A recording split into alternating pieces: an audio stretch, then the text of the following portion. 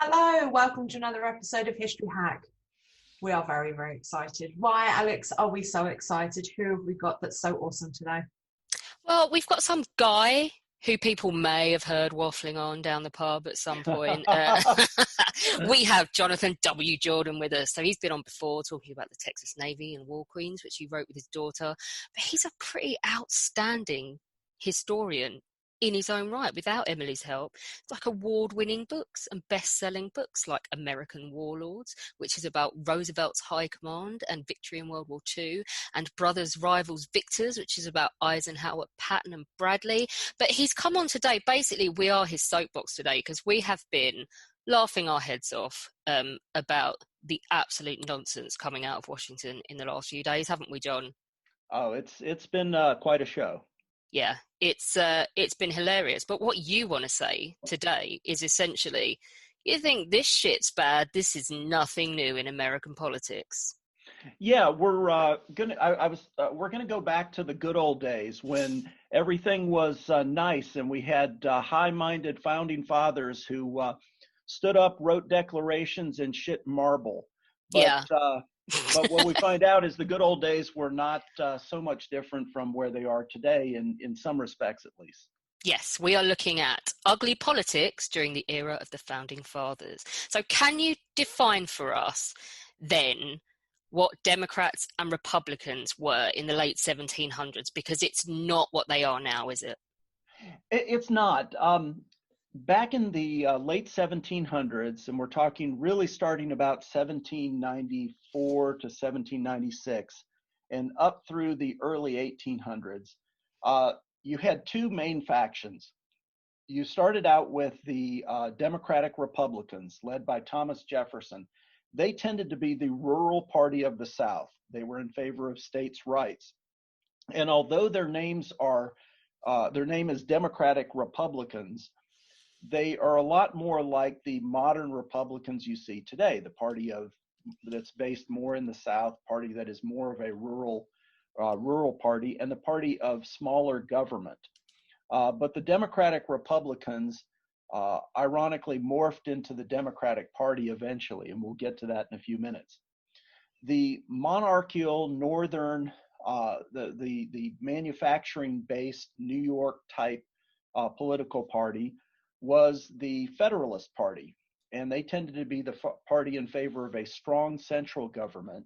And this was at a time when there was a genuine debate as to whether we were a collection of sovereign states or whether we were headed by a strong central government and in what way we should do that. So the Federalists and the Republicans were the first two groups to start splitting into parties. Before then, there were really no parties. Remember, we started off with President George Washington in 1792, and he was a single person. Everybody could rally around him. There really were no defined parties, at least overtly at that time. And George Washington kept preaching the gospel of no factions, no parties. We should all be for the United States as a whole. But of course, eventually the groups had different philosophies of government, ideas of the French Revolution or the British monarchy took hold, and those influenced the parties that became the Federalists and the Democratic Republicans. So when we talk about elections back then, they don't look exactly like what they do now, do they? No, they were run by slightly different rules. In some ways, they were similar. You had states that voted for electors. So it was not a pure democracy. Whoever gets the most number of votes wins. On the other hand, you did it differently back then. You'd vote for your top choice for president. And whoever got the most votes became president, and electoral votes. And whoever got the second number of electoral votes became vice president. Well, as we know from modern experience, typically the two opposing candidates get the top two votes, and it's usually a two-party runoff. That's pretty much the way it's always done here. Mm-hmm. But the problem, of course, is that means that the two opponents are most likely to have to serve together. So that would be the equivalent if in 2016, Donald Trump was elected president and Hillary Clinton was elected his vice president. And that was a flaw in the constitutional system that was not apparent during the nice old George Washington days, but became apparent once there were organized parties that started campaigning against each other.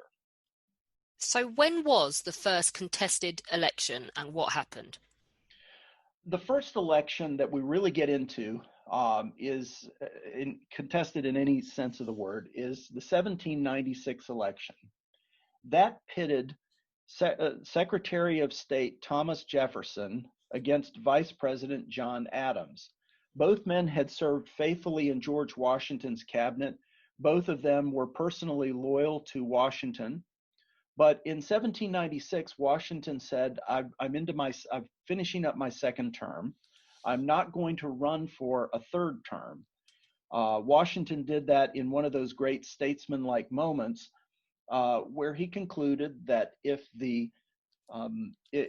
president does not outlive his tenure, if the person does not outlive the office that he serves, then that's a bad thing for the country. We don't want presidents to die in office because that creates transitional problems. So he stepped aside, and Jefferson, who was influenced by the French model of republicanism, he was the ambassador to France. He was a populist, sort of from Virginia. He was a champion of the farmers and the South and what was eventually going to be a growing West. He ran against John Adams, who was from Quincy, Massachusetts. Adams was a Federalist and had believed in a strong central government. It was needed to put down things like internal insurrections, such as a revolt against the tax on whiskey that had occurred in 2 years earlier. He was a believer in a strong central executive, a strong president. And so these two conflicting philosophies went head to head against each other.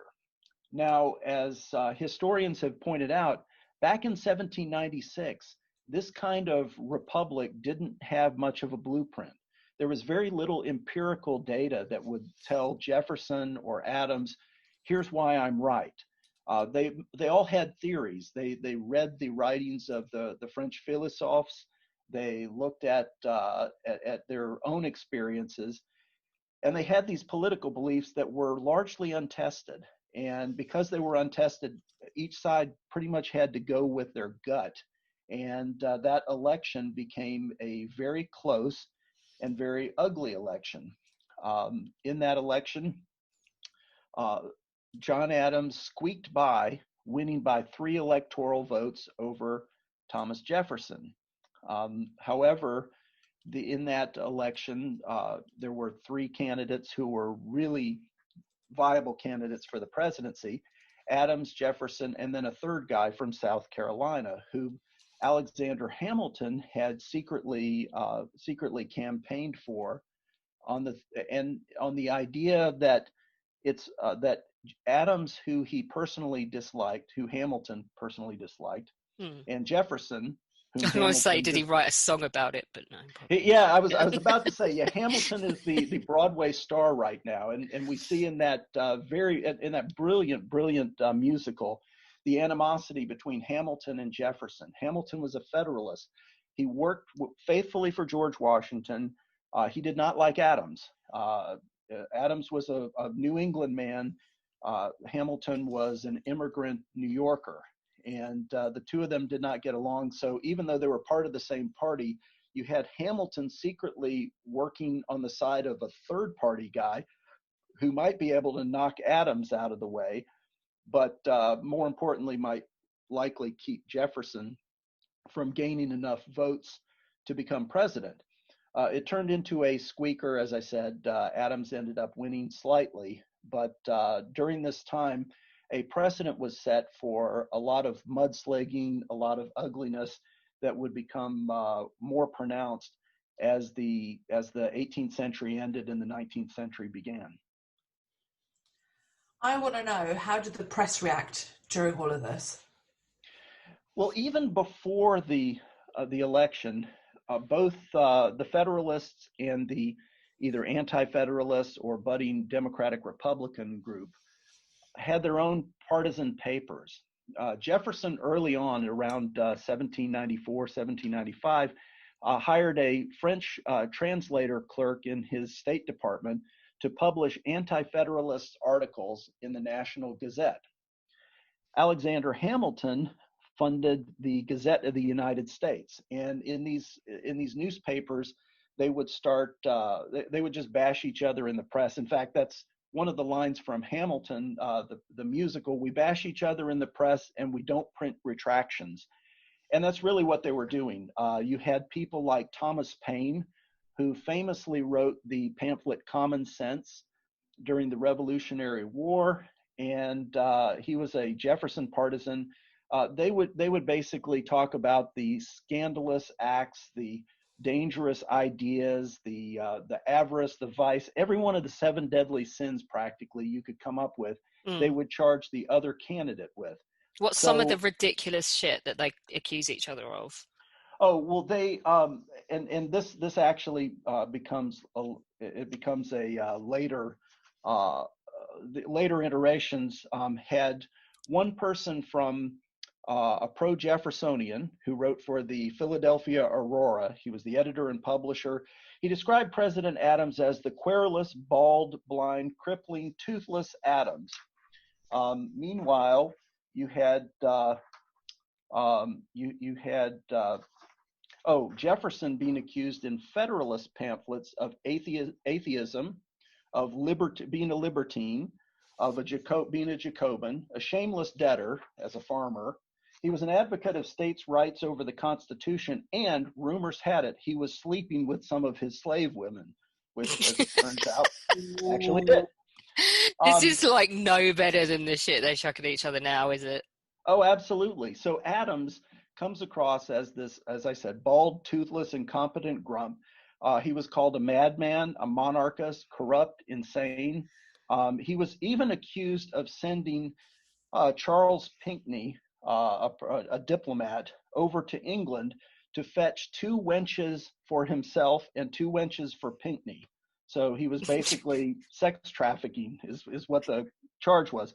Adams actually just told one of his friends, a former law partner, as far as that last charge of Pinckney picking up 4 prostitutes, I declare upon my honor, if this is true, then General Pinckney has kept them all 4 to himself and cheated me out of my 2. He had a sense of humor about it, but it was an extremely nasty set of charges that went back and forth, and it really personalized campaigning. The ideas started to take, in some ways, a back seat to just how much negative press could you throw at your opponent. Okay, so this is okay. They've learned this is new, this election thing. They'll grow as people, and when they come back next time, they'll know how to behave, right? In 1800? Absolutely. They cleaned up their act, and it was a happy time.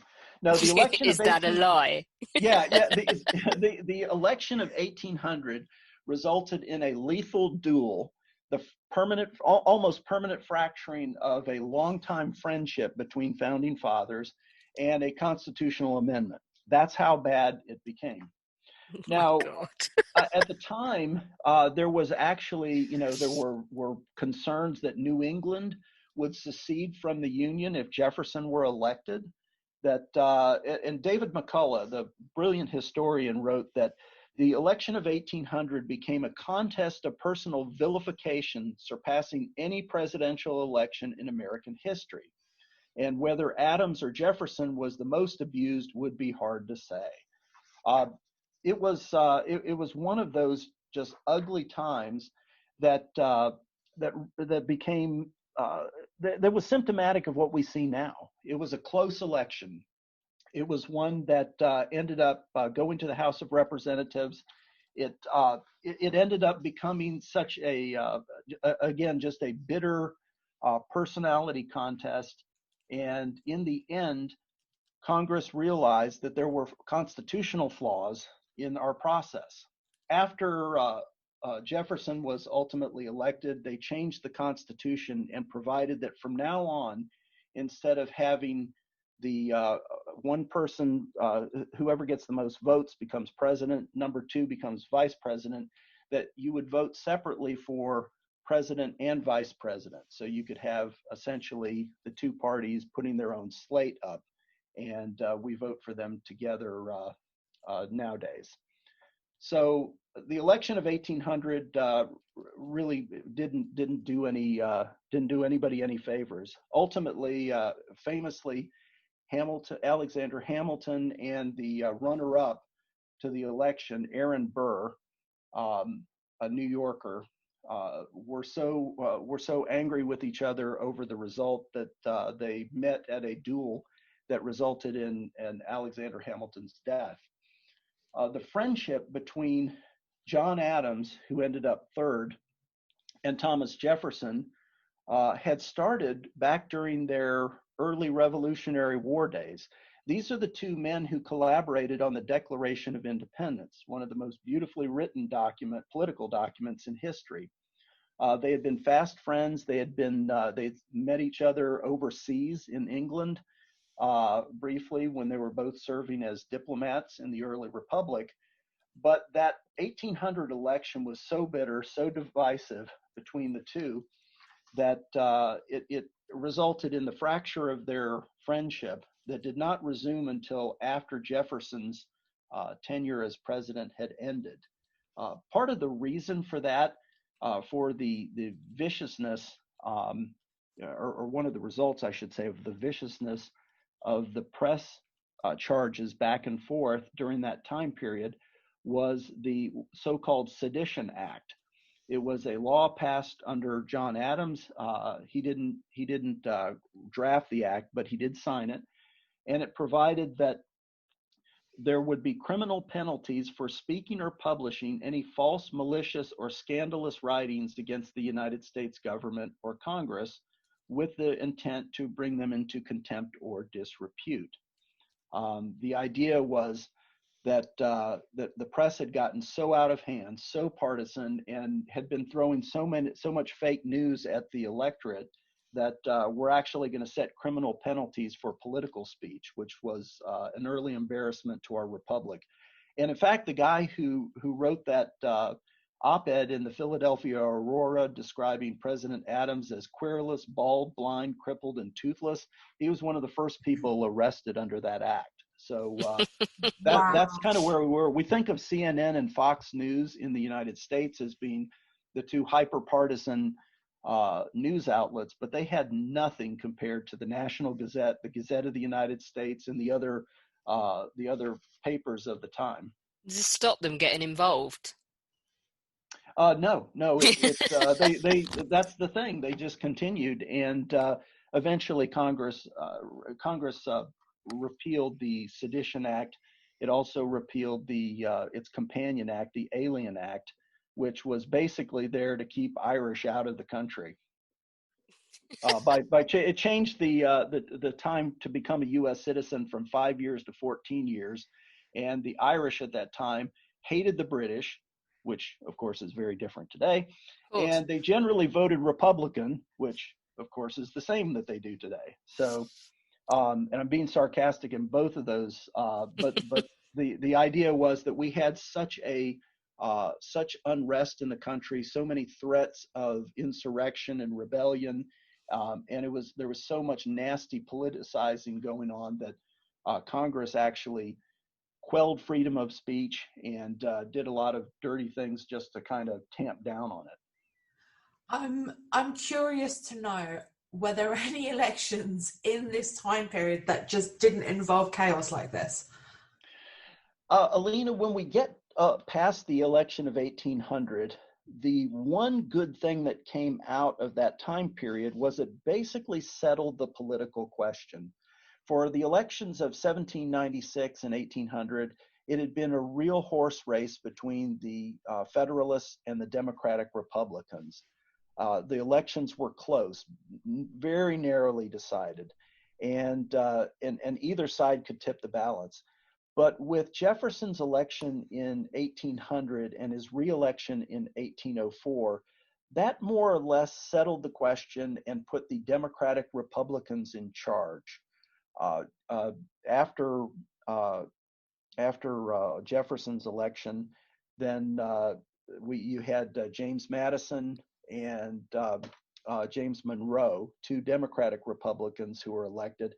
They had both served as allies to Thomas Jefferson. They were all Virginians, and this set a time period up until about the War of 1812 and a little afterward, actually, where the Democratic Republicans were in charge and things were a little bit quieter. So the elections were pretty much settled affairs, more or less, until we get to, say, around the time of Andrew Jackson in the mid 1820s.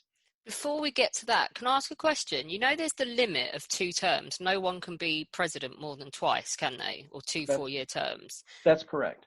Is that because of foresight right at the beginning and that was always the way? Or is it because someone was a dick and they wanted to make sure it didn't happen again? That's a good question, Alex. At the time, it was a tradition. Nobody, because of the precedent George Washington set, every president until Franklin Delano Roosevelt honored that precedent, and there was no need for a law to be passed. Yeah. Now, with FDR in 1940, Britain was at war, Europe was at war, Asia was at war. The United States implemented its first ever peacetime draft, and we were facing a crisis. And Franklin Roosevelt, who was enormously popular, said, and I think there's some truth to that. He said, look, the soldier on the front line doesn't get to say when he goes home. And while I think Roosevelt genuinely could not resist pulling the levers of power, he also had a decent case to make to the American public that this was a crisis that was unprecedented and he needed to be the one to manage it. So he ran for president in 1940 and was elected.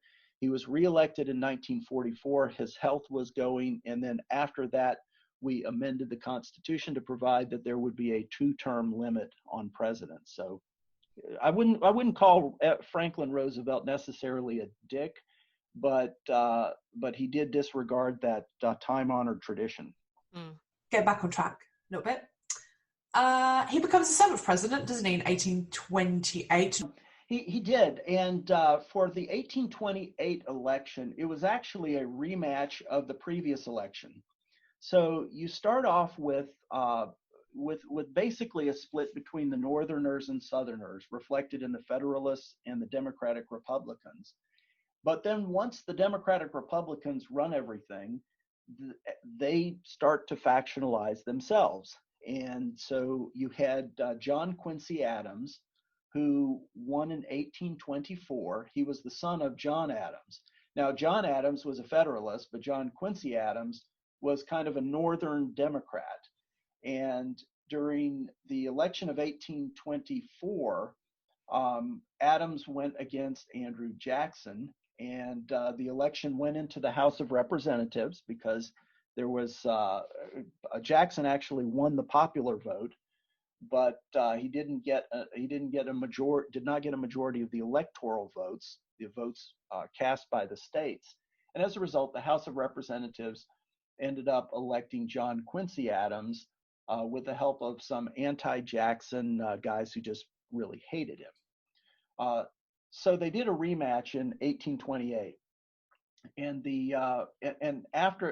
at that time, between 1824 and 1828, the old Democratic Republican Party fell apart, and it became basically, do you like Adams or do you like Jackson? It was a lot like the 2016 election, where that was driven as much by personality as by policy.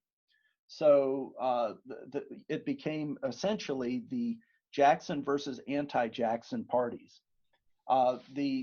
In 1828, during the rematch, it became set a new level for mudslinging, and a good part of it was really focused on the personal qualities of each candidate.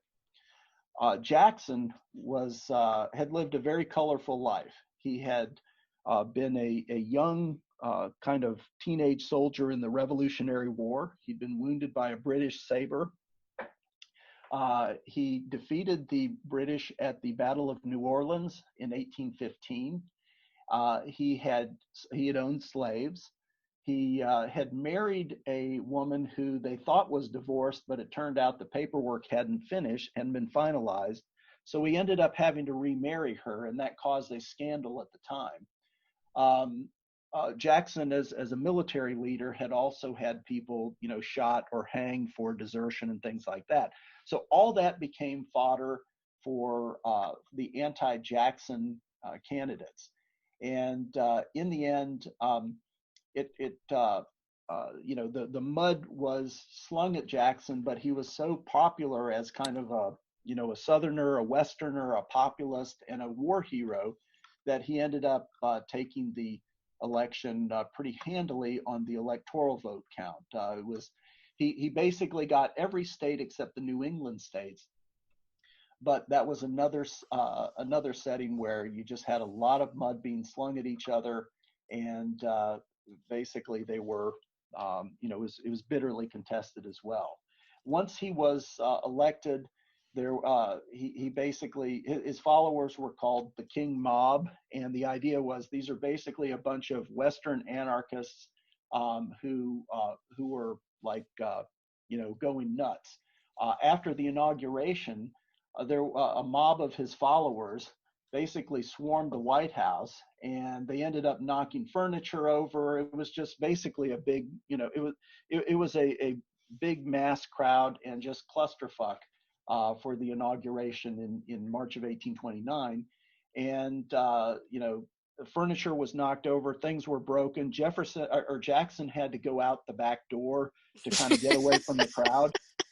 And so, the conservatives from the anti-Jackson group called that King Mob as said that the King Mob was basically ruling, and you're not going to have an organized government under Jackson. He actually had a fairly successful couple of terms in office, and did well as our 7th president.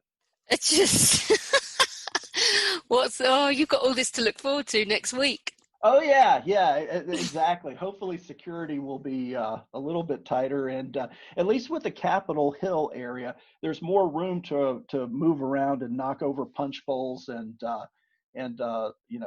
furniture. So we'll see how that goes. Yeah, it will have happened, I think, by the time this podcast goes out, and we can chuckle about it all. But so let's go to another sort of founding father. Does he count as a founding father? But Abraham Lincoln, he's a grown-up. He's a sensible man.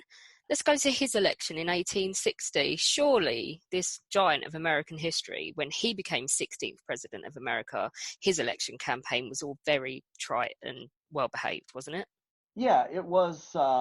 This was the easy one that really, people overlooked because it was just something that didn't really matter too much.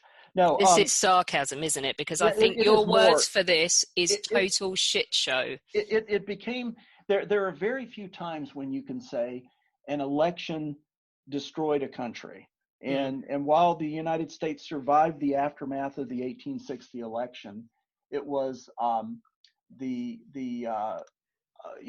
election was one that really set the stage for our lowest time in history. So it basically is in part responsible for the American Civil War, is what you're saying? Yes, and very, very much in part. Now, a moment ago, we talked about Andrew Jackson. He was a Westerner. He was the guy who kind of, exemplified the New South, the man of the West, and that was when Tennessee and Kentucky were considered Western states. The West grew after Jackson's administration.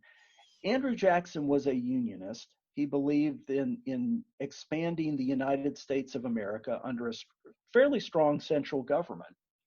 And although he did not provoke a war with Mexico, his successors did. And James K. Polk, the president, sort of got us into the U.S.-Mexican War in 1848. And that war resulted in an American victory and the acquisition of territory from the Texas border, Texas western border, because Texas had already joined the United States in 1846, all the way to California and Colorado and Utah and those Rocky Mountain states. So the United States brought in a massive amount of territory, but the lingering problem that America had for expansion was the slavery question.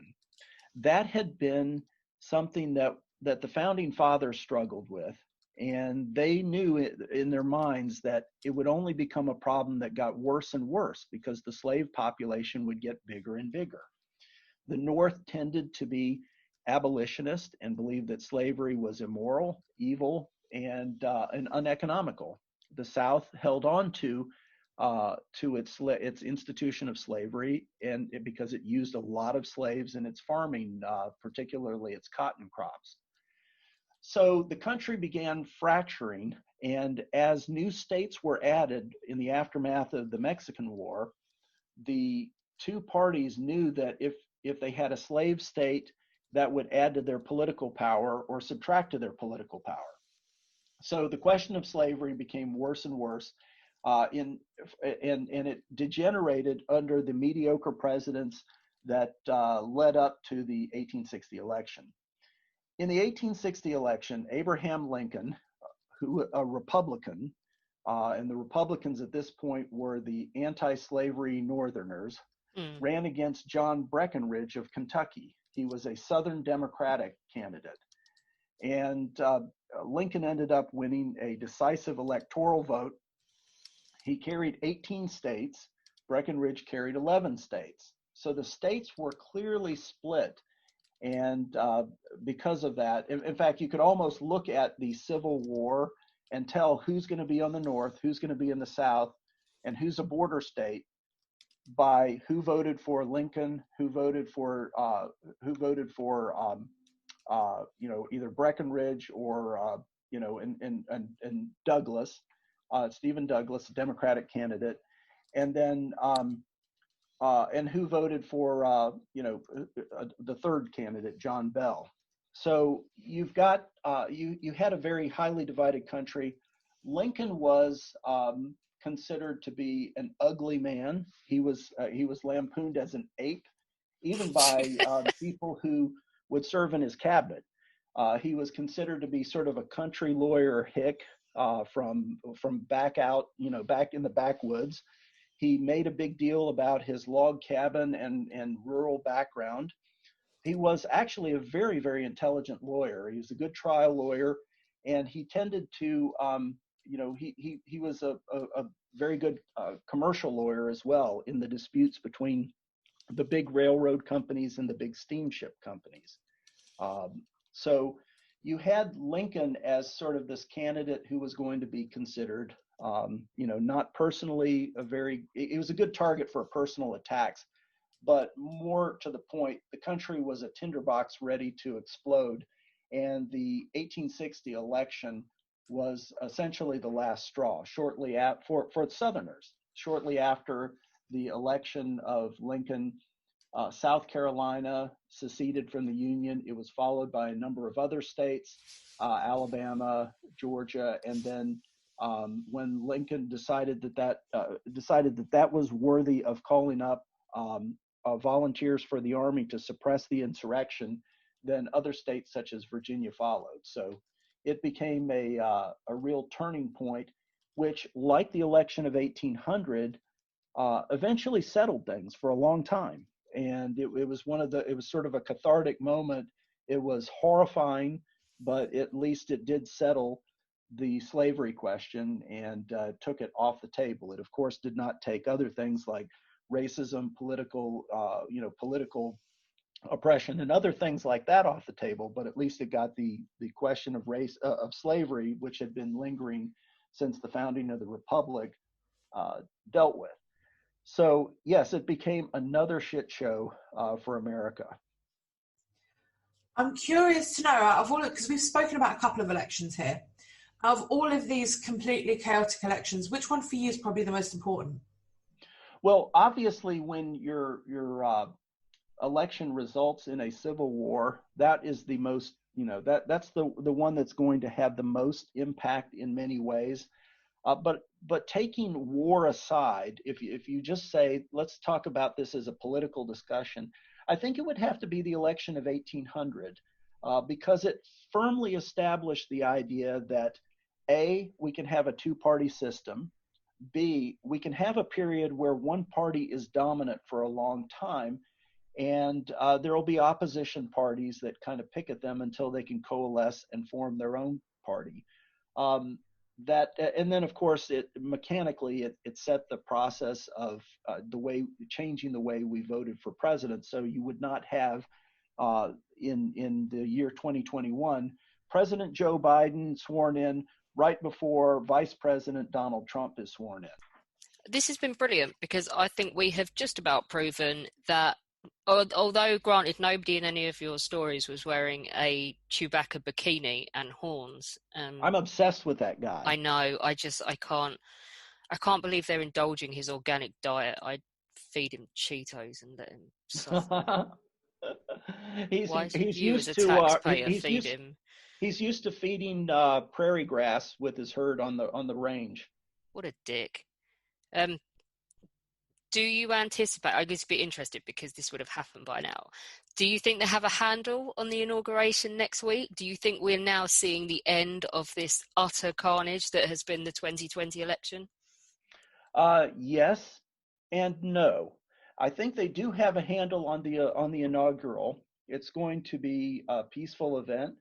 It will probably be accompanied by demonstrations of different sorts. So, how you characterize it, whether it's a protest or an insurrection or, whatever it is, I think there's going to be some of that. But I don't think there's going to be anything that directly affects the inauguration. No to the question, have we seen the end of the chaos of the 2020 election? My belief is that each side looks at the nasty thing the other side does and does about 10% more when it's their turn. And we've been going down this road for some time, since the 2000 election, in fact, when that was a very close election between George Bush and Al Gore.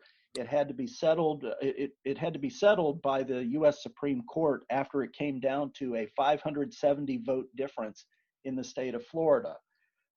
After that, slogans like "Not My President" began percolating into the mainstream, and the idea of, well, I didn't vote for the son of a bitch, but he's my president, is that seems to be something that we are losing. And the nastiness of today's elections is a little different from the nastiness of the elections in the early days of the Republic, because back in the early days of the Republic, you flung your mud at the candidate. And you might even fling your mud at some of his inner circle, but basically that's who got the mud flung at him. But because of the internet, because of politics becoming a spectator sport, the mud is starting to be thrown at a broader series of targets. So if you worked in the Trump administration and you're eating in a restaurant, it's okay for us to get a mob to kind of, scream you out of the restaurant. And it's okay to get on Twitter and castigate any person who supported the person you don't like.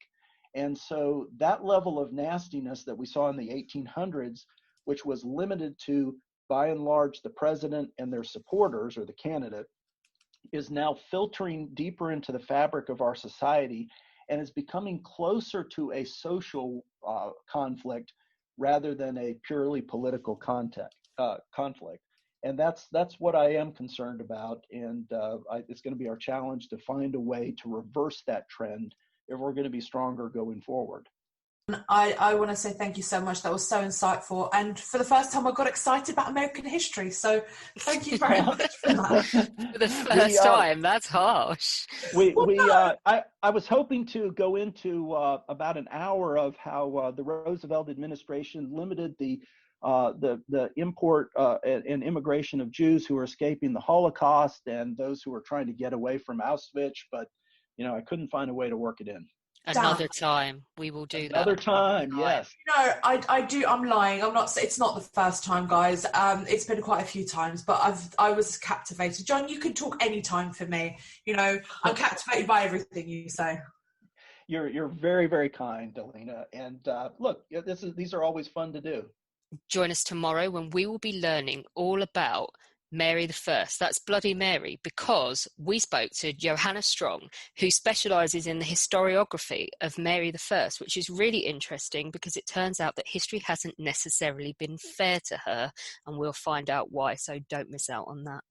Don't forget that we do exist on Patreon as History Hack and on Patreon as well, which is Podbean's own version. Alina and I have had massive fun doing this in 2020, but life's going to change quite a lot next year and we're going to actually have to go and earn a living, etc. If we want to keep up the regularity that we've been bringing you and the kind of guests that we've been bringing you and the workload, then we will need your help. So if you join... There's going to be incentives for joining on either of those platforms. We're revamping ourselves on both of them. So don't forget to go in. You can do as little as $1 a month, and it all goes towards keeping up History Hack as regular as we've been able to bring it to you this year. We are now on YouTube. We are posting all of our new episodes on there, and we have our own channel, and we are gradually posting all of the back episodes because we have been made aware of the fact that you can only find the last 100 on some platforms. So you can go and listen to your heart's content and laugh at the cartoons and have a great time. So do go over there and subscribe.